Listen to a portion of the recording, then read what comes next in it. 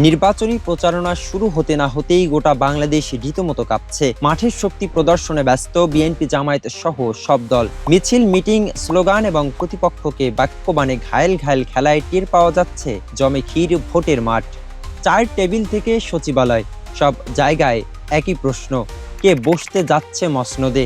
দেশের ইতিহাসের সবচেয়ে আলোচিত নির্বাচনের জন্য মুখিয়ে গোটা বাংলাদেশ।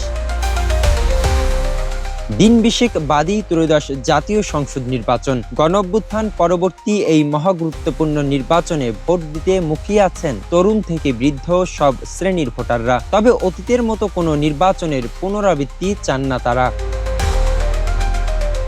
গণঅভ্যুত্থানের পরবর্তী সময়ে আমরা একটি ভিন্ন ধর্মী নির্বাচন দেখতে পাচ্ছি। তো এই 16 বছরে এক আওয়ামী ফ্যাসিস্ট আমলে একটি দল ছিল, একটি মার্কা ছিল, এবং ভোট কেন্দ্রে যেও আমরা এটাও দেখেছি যে আমাদের ভোট আগেই দেওয়া হয়েছে। আগে তো ভোট দিতে গেছে, আগে ভোট হয়ে গেছে, আমাদের যাইতে পারিনি কেন্দ্র, তার আগে ভোট হয়ে গেছে। নিরিবিলি ভোট দেব, ভোট কেন্দ্রে যাইয়া আমরা ভোট দেব। আল্লাহ রহমতে যদি সুস্থ ভোট হয় তাহলে আমরা নিরিবিলি ভোট দেব।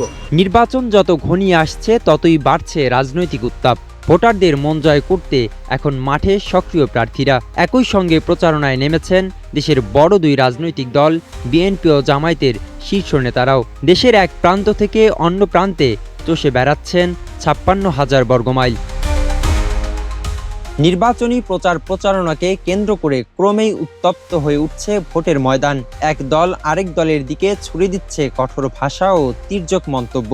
অন্যদিকে ভোটারদের আকৃষ্ট করতে প্রার্থীরা দিচ্ছেন নানা প্রতিশ্রুতি, দেখাচ্ছেন উন্নয়নের স্বপ্ন।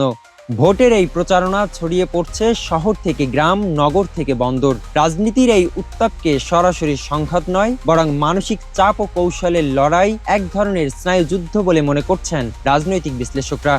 সব জায়গায় হচ্ছে একটা স্নায়ু যুদ্ধের মতো অবস্থা। নির্বাচনের যে অ্যাকচুয়াল যে ইমেজটা সেটা মানুষ পেতে শুরু করেছে।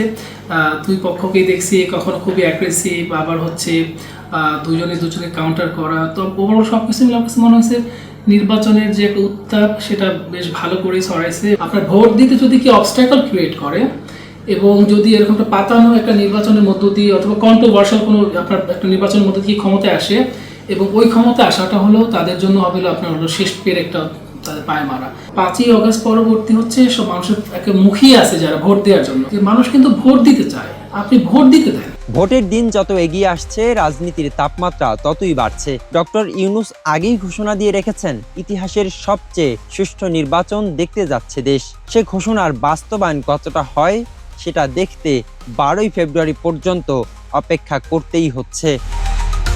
রুহুল আমিন, বাংলা নিউজ 24, ঢাকা।